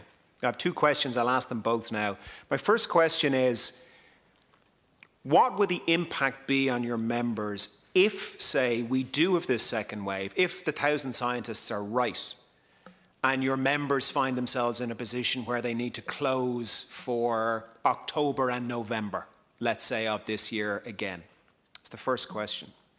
The second question is around, the letter also makes the point that businesses are planning on reopening at a reduced capacity. And one of the questions I'm trying to get an answer to, but haven't yet, is for how long? So we put it to witnesses this morning. I asked them, what's the plan? Is the plan that the entire country would operate at reduced capacity for the next 2 years, 4 years until we have a vaccine? Is the plan that businesses and healthcare and schools could fully open by the end of Christmas? For your members, has there been any communication as to a target, a goal, a plan to say, look, we don't know how this is going to work, obviously. We can't predict the future perfectly at all. But our plan, the measures we're putting in place, are with a goal of businesses being able to fully reopen by, let's say, the end of the year. Has there been any communication as to what the plan is for if and when your members can fully reopen? Mr. McCoy. Specifically on that last question, no, is the answer. And I think you answered it in the run-up to that, which was the uncertainty of dealing with the virus. So we have stood aside and took the advice from the public health. Now we see that the curve has been suppressed. We know, we're realists, we know that there's no certainty that this has gone away or could potentially come back to flare up.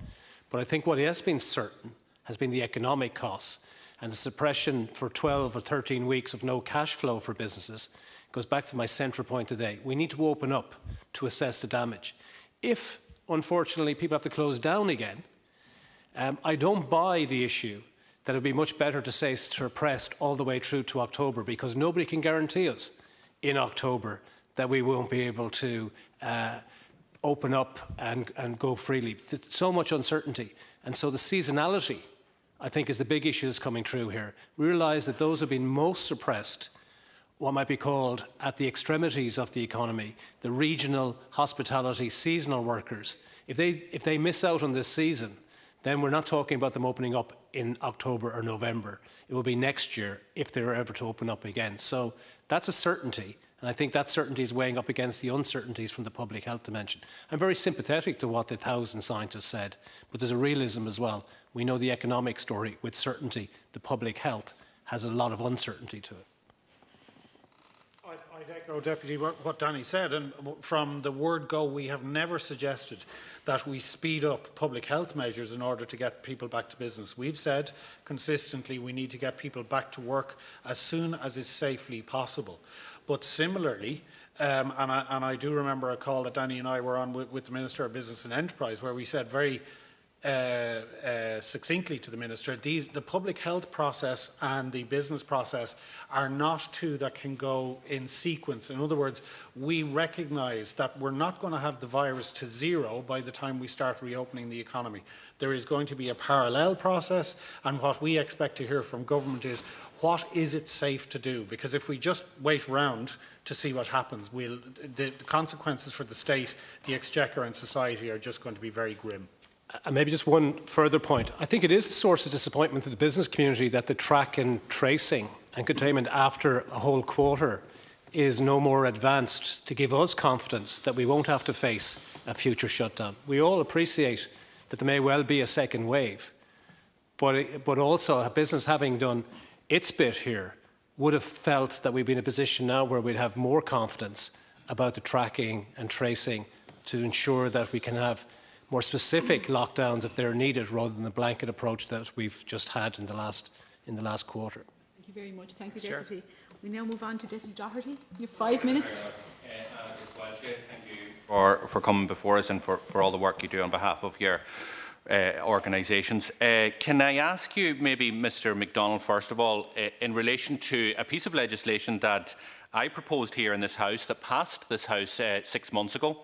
It was the Insurance Contracts Bill. It then went on to pass the Dáil, and our President, Michael D. Higgins, signed it into law on St Stephen's Day last year. It was described as the Alliance of Insurance Reform as a game changer, and the legislation, as you know, offered new protection for consumers and for SMEs in their insurance contracts, including what it did was it required insurance companies to inform small businesses of any third-party claims made against them. It gave the SMEs the right to give evidence in disputing those claims, and it also made it clear where there was ambiguity in a contract that the contract had to be read in favour of SMEs, and I'm sure that many vintners would have liked that legislation as they're battling it with insurance companies in the courts at the present moment. You probably have heard that the Minister for Finance, after meeting with the insurance industry, has decided not to give effect to that legislation. Can I ask you what signal, if any, that sends out to the companies, the small, medium enterprises that you represent? We're most unhappy that that legislation has not been commenced. It has been the case for a long time that insurance companies have announced get-outs, so strikes, acts of God and whatnot. So it is not acceptable to us, in the context of the denials of certain insurance is now business continuity and business interruption, and they're all contract specific, so I'm not going to get into the long grass of that with you now, Deputy. But there is no reason why the pandemic should be used as an excuse for not commencing that legislation. Thank you. Can I ask Mr McCoy, maybe in relation to the support for businesses? We've heard in relation to both the evidence that you have provided earlier on is that we're way out of step with our European competitors. I struggle to understand why, because if we do not get into step quite quickly, we're going to lose more jobs. Like just this week, I was speaking to a company, employs 50 individuals, applied for loan schemes, current loan schemes under the government, aren't entitled to them because of the strict criteria, and have decided that they're closing their doors forever. And they're conversations that I'm having now on a daily basis with people who are basically giving up because of the lack of supports. Can I ask you in relation to the loan schemes that are provided, and in particular what we need to do?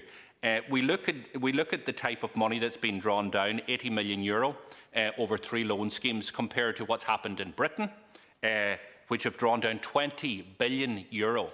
A scheme that's 100% guaranteed, a scheme that's got 0% interest rate, no repayments for the first 12 months. Is that the type of ambition that we need to make sure that small, medium enterprises and larger companies also come through this pandemic?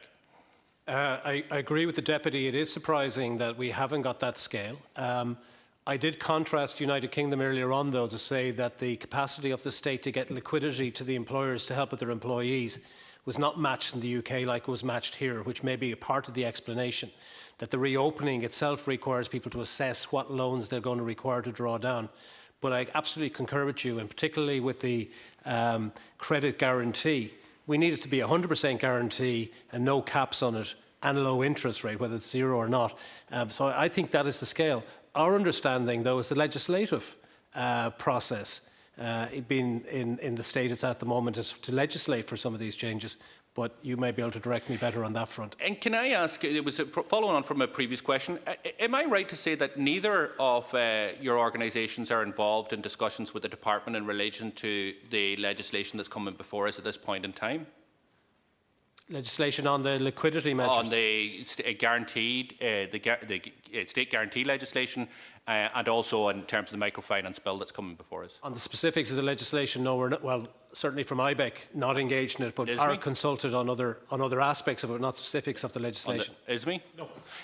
I find that astonishing, because one of the things that's actually happening in the next 20 minutes is that the Business Committee are going to be asked to waive scrutiny of that legislation, which would allow usually for ISME and IBEC and the department to actually give their thoughts.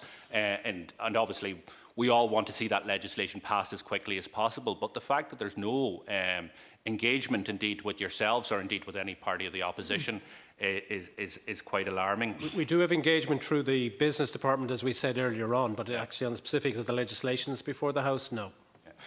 Can I ask you in relation to the role of the banks in supporting the recovery in the first instance, but also in relation to the temporary, what's called a holiday, which really I would argue isn't a holiday, the 3-month deferment of payment. I'll give you an example. A coach operator who has a number of coaches who's looking to avail of this temporary repayment holiday for 3 months is going to be charged €2,000 extra per coach. Now that's going to put a company like him to the wall. Is there anything that ISME, or do you have a view on the fact that banks aren't really providing a proper holiday but are continuing to allow interest to accrue, unlike what's happened in other jurisdictions like Portugal, like Spain, like Belgium, under certain circumstances? Mr MacDonald, a very brief answer, please. We've gone over time. We think the appropriate thing to do is to extend the number, to move the loan out rather than charge additional interest. Thank you very much. We're now going to move on to Deputy Burke. Is it 5 minutes, Deputy Burke? Yeah, that's right. Thank you very much, and thank you to Mr MacDonald and Mr McCoy for their work and for the presentations here today. Just can I go back over the issue in relation to funding available? My understanding is that the Restart grant, which allows grants of up between €2,000 and €10,000, is very much aimed at small businesses, and there's €250 million in that fund. Am I correct in that? Yes. And in relation to the Covid-19 working capital scheme, there's 200 million available for loans on that one. And then I understand Enterprise Ireland, there's over 180 million available in a loan and in a Sustaining Enterprise Fund. So they're all available at the present time. So aren't those very much geared at small enterprises in real terms? They are, but I mean the Sustaining Enterprise is very much aimed at exporting entities, even the small and micro, and they are debt-based solutions. And we are looking at businesses who are saying the last thing, you know, these are businesses that are turning around saying to banks, we can't pay our mortgage. Those hairdressers who have missed all those treatments for weeks and weeks, the restaurants that haven't sold covers, the hotels that have not sold rooms, those sales cannot retrospectively be made up. Okay, so asking them for a debt solution is not the clever way to go. Okay, and can I just ask, have both ISME and IBEC made detailed submissions to government about what they want done? Absolutely, and we have done it also as part of the SME And is it recovery. possible that those submissions would be made available to members? I'm pretty sure you actually have. If the SME recovery plan has been given to all members of the House, and I'm pretty sure the Local Jobs Alliance one has as well, but I'm very happy to send them on, Deputy.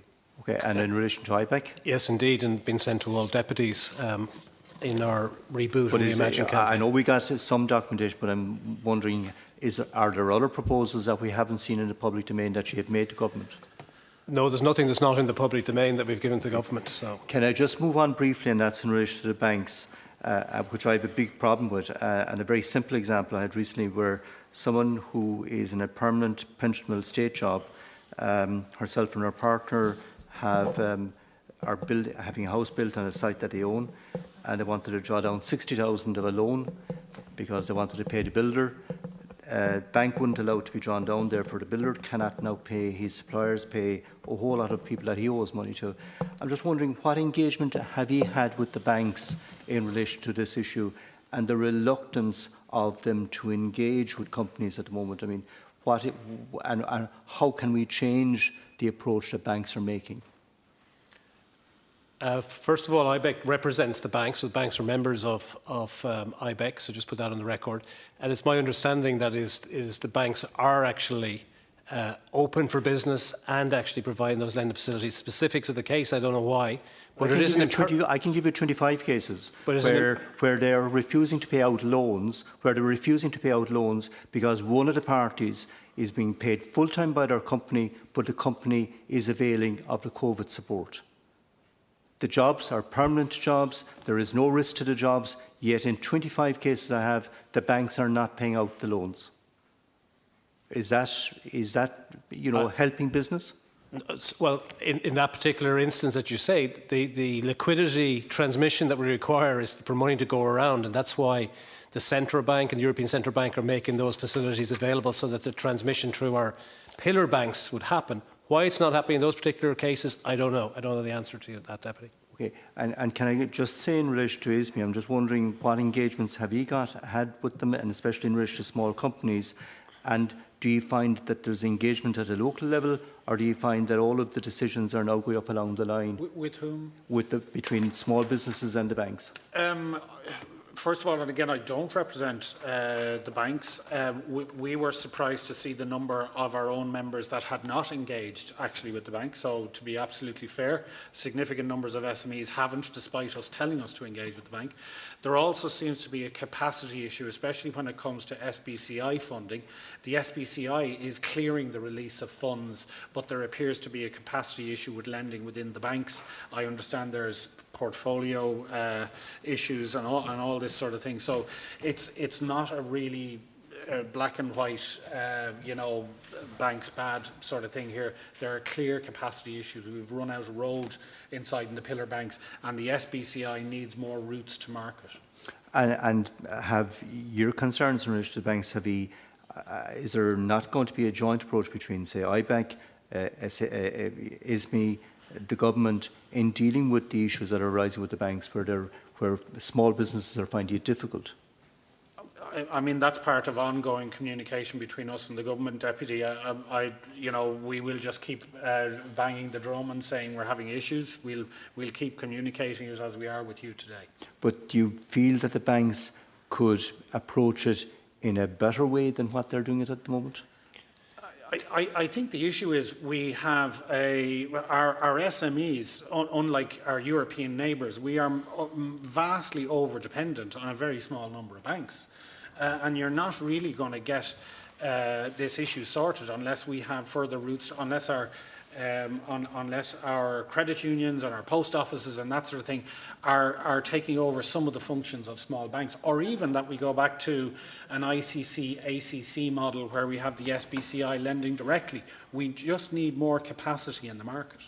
Thank you very much, Deputy. I allowed you some leeway. You were very good last week to concede a couple of minutes, so thank you.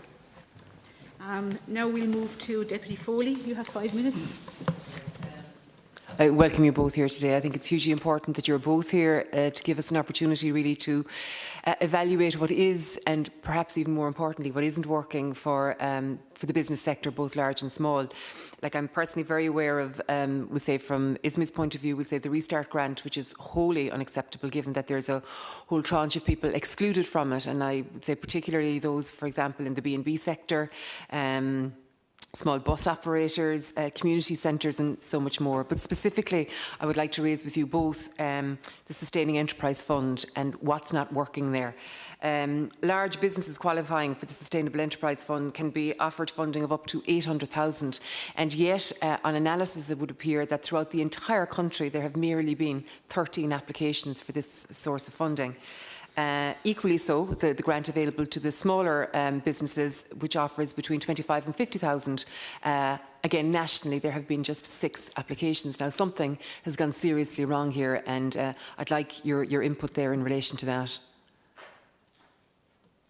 I think, Deputy, the issue is around a fear factor. If you look at the T's and C's of the Sustaining Enterprise Fund, it's pitched at manufacturing and international traded stuff. My personal read, and I can only say this from the outside again, is there's this fear factor that if we give liquidity to businesses, they're going to do something naughty with it. And we're saying, look, folks, liquidity is blood for businesses, and if they don't get it, they die. So stop tying this stuff up in loads and loads of T's and C's. Give people simple, quick access to liquidity. Run it through the revenue so nobody's cheating and no one's doing any better. But we really need to move away from what we're doing at the moment. And have you communicated that directly with the department, yes, the failures that you see yes. here? Okay, thank you. I think the issue on that particular scheme, I think, is right, it goes to the heart of what I've been saying, though. Very often, going into this crisis, what we know is, both at the household level and at the firm level, cash balances have been quite strong.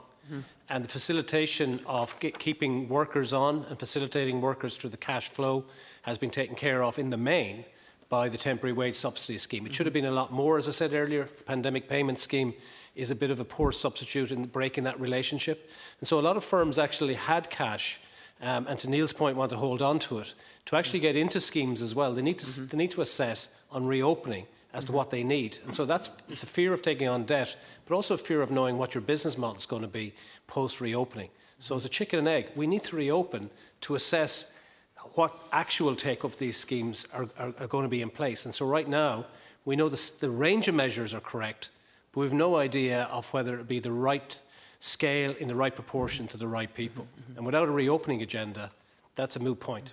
But, Deputy, look at what the Danes have done. Rather than coming out with all these T's and C's and just blinding people with all this sort of stuff that frightens businesses off from applying in the first place. The Danish government have said, show us your losses and give them to us under signature of your auditor, and then we will cover those. Now, that keeps everyone honest. Yes, and I appreciate that, because fundamentally a support isn't a support unless it's a workable support and unless it can be drawn down, and I think there's fundamental difficulties here. I'm watching the time here and I'm conscious. Could I just raise one other issue with you? Chambers Ireland and others are seeking a national strategy that prioritises sustainable town centres, and that's everything now from transport to housing to obviously business as well. And I would like to ask you both, would you subscribe to such a task force? But equally so, specifically, I think our towns and our villages must be supported, particularly from an ISME point of view, you know, the very heartbeat really of our counties. So what specifically would you like to see included in measures of this nature? Just for the record, in the National Planning Framework is in our submission to deliver that regional investment, the new €200 million fund that was described there, the growth fund to be rolled out for those centres. And again, just to connect into the zeitgeist here is the Green Deal. So again, the remote working, the Green Deal, to try and rejuvenate non-urban Ireland, I think here's a great opportunity for the reset and for the reimagining. And aligned with that, I agree with that, Deputy, with Danny, Deputy, but here's an opportunity. I said at the beginning, look at this as an opportunity to fix old wrongs. Several parties in this House have suggested site value tax rather than the old thing under our current commercial rate system. So please look at that. Don't penalise a business for being in Main Street and not being out on the periphery. You know, we're meant to, the Ireland 2040 plan sees intensification, use the town centre, and site value tax would encourage that. I'm out of time, so yeah, I appreciate that. Much, Yeah. Thank you. I just have a couple of questions myself, if that's okay.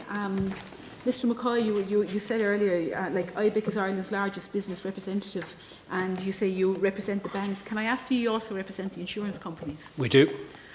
We're not the official. There's an Insurance Ireland sector body, but insurance companies are members. Yeah. Well, as you will be well aware, the issue around insurance and business interruption cover, especially for the publicans, has been a huge issue. And I have met with many publicans in my own constituency, as I'm sure every other deputy has, in relation to business interruption cover and the fact that they're not covered technically for the pandemic unless they had a case of it on their premises.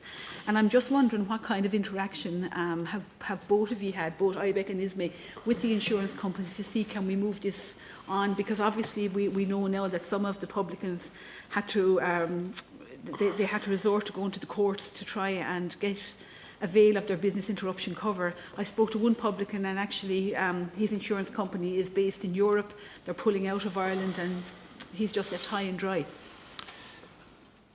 The specifics of it, as being before the court, is obviously an issue on some of those factors. I think the last point you said is quite interesting. Given the narrative that insurance making excessive profits in Ireland, why would international insurers be pulling out? Has to be asked. And then the other issue here is that the specifics in terms of contracts. Is it the pandemic that closed down the business, or is it the state that closed down the business? Okay, but just to go back to that question, the direct question I asked, did you, IBEC yourselves, have talks, I suppose, with the insurance companies on behalf of businesses? We have done, yeah. We do so with our members right across our membership base. Thank you. Mr MacDonald? It's in terms of coverage for business interruption and business continuity, again, because we're actually advising members on this, it really is in the long grass of what's written in a policy, so it's not possible for me to make a kind of a broad and sweeping generalisation here. I would say for insurance companies, you know, and I did say it to a deputy earlier on, insurers have had no issue for years saying that we don't cover you for acts of God, we don't cover you for strikes. So they need to be really careful about making offers on business continuity and business interruption if they're not going to cover that, I would say. But to be also fair to insurers, we have a really significant issue in Ireland with the level of damages. So, and this stuff comes back to you, the members of the House. We need to straighten out the Book of Quantum. We need to straighten out the duty of care, which is outrageous in this country. We need a statutory offence of perjury to stop people lying for money, and we need to straighten out defamation. When you see Hollywood stars flying in here to sue for defamation, you know we have a problem. Thank you very much. And both of you would have appeared previously. I was chair of the Oireachtas Committee for Business, Enterprise and Innovation, and we looked at the cost of doing business, and one of our key recommendations were to straighten out, as you put it, the Book of Quantum. Unfortunately, it hasn't happened. And obviously, you know, it always comes back to bite. Just one other question, please, Mr McCoy, in relation to one of your key recommendations, getting people back to work, to ramp up support for the labour market activation programme and increase employment support funding. I was listening on the radio yesterday, and I heard that 51% of under 25s are now out of work. And another body of work we did in the committee was look at the whole apprenticeship role. And I'm just wondering, do you feel that there's a huge opportunity now for young people to get involved in apprenticeships and maybe, you know, to earn as you learn? You know, we were disappointed at the time to learn that only 2% of young females were involved, and all the rest of the apprentices were 98% male. But I just think there's a huge opportunity now for people who might have lost their jobs because of the pandemic. They mightn't have an easy roadmap back. And do you believe this could be an opportunity? Absolutely. I think labour market activation is going to be crucial, and particularly given you said the stats on young people unemployed over 50% at the moment. Apprenticeships and internships will form part of that, because this is a critical time in their development to get that kind of experience, because we know from previous crises that it is a scarring on their lifetime incomes. We saw that from the great financial recession. And again, there'll be schemes there that extract huge unpopularity, like JobBridge and so on, that actually, when the analysis was done, despite the public opinion, were actually really beneficial to the individuals involved. And the testimonies of those individuals, I think, should be looked at again by legislators, because rather than turn your face to some of the things that are perceived to have gone bad during the financial crisis, that was, in my view, one of the better ones for the individuals involved. Thank you. Mr McDonald, would you just like to conclude? Absolutely, Deputy. I completely agree with you on the apprenticeship issue. We don't have a regard in Ireland for those physical skills that people learn for technology. It always astounded me. I was at a talk given a number of years ago by the former Chief Executive of Aer Lingus, Stefan Muller, who I never knew started off as a welder in the German Army. There's no regard for that sort of people who advance themselves by their physical knowledge and the knowledge of their hands in this country, yet can still enter the higher education system via that. So you will notice in the back of the last point we have made on the low-hanging fruit, do not liquidate the National Training Fund. That's been taken off employers through the National Training Levy. That the apprenticeships, that's the sort of area you should be spending that money on. Okay, thank you very much.